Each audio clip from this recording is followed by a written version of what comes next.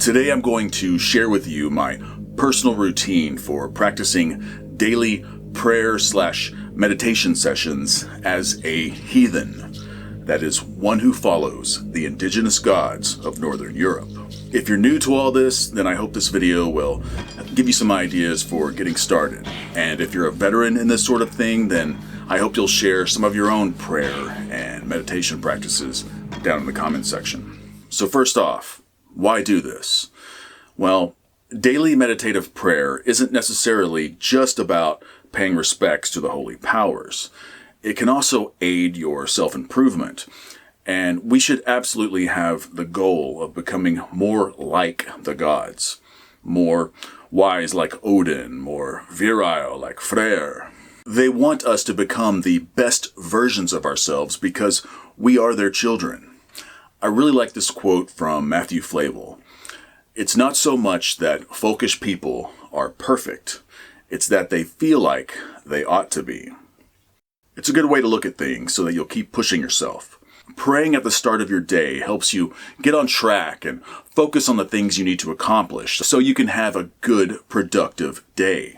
I've also noticed that if I'm having a shitty day, maybe I woke up late or hungover and skipped praying, if I still go ahead and do it at a later time, it can actually help turn the direction of the day around.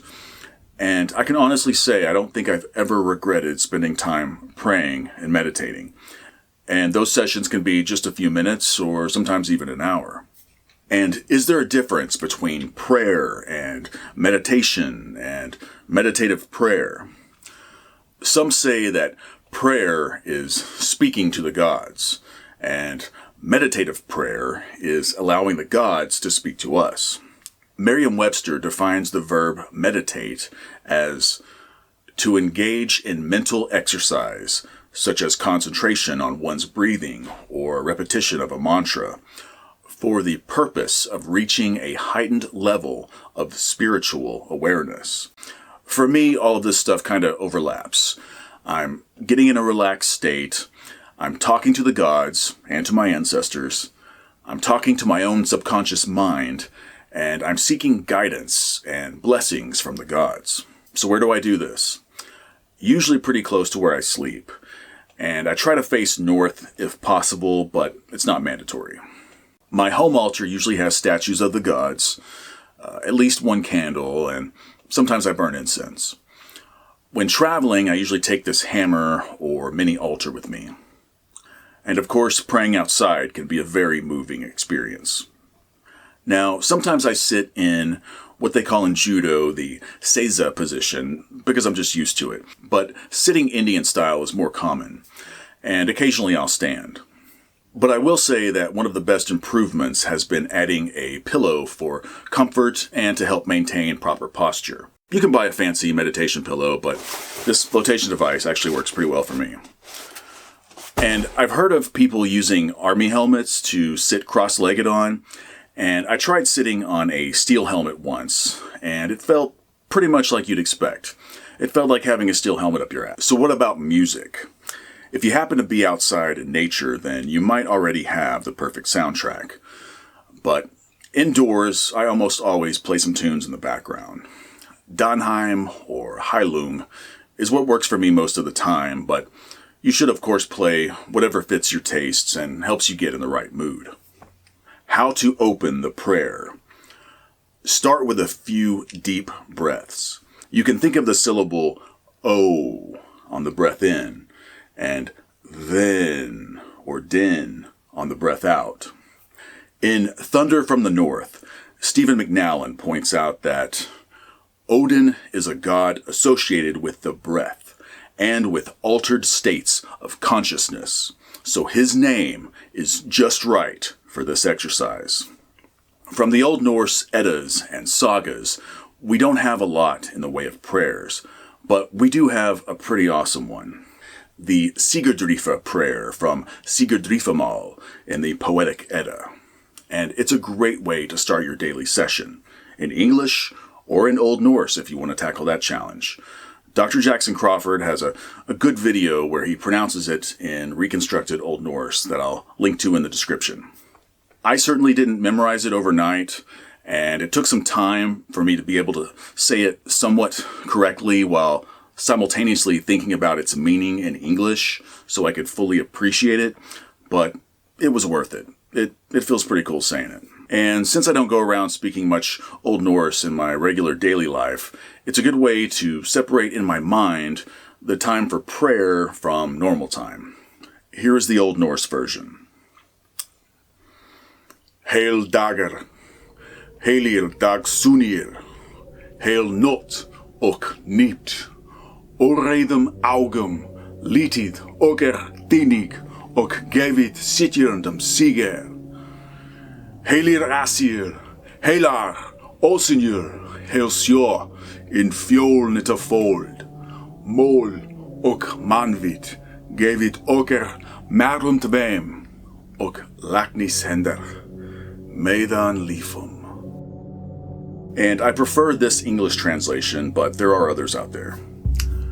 Hail the day, hail the sons of day, hail night and her sister. With kind eyes, look upon us here and bring us victory. Hail the gods, hail the goddesses, hail the fertile earth.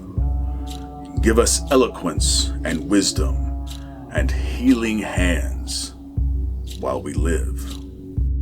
Another common thing is to borrow a few lines from the Sigurdrifa prayer and incorporate them into your own personalized prayer. That works beautifully too. Now, after the opening, I like to do the self-improvement part by saying some auto-suggestions, statements that you repeat while in a relaxed state in order to program them into your subconscious mind.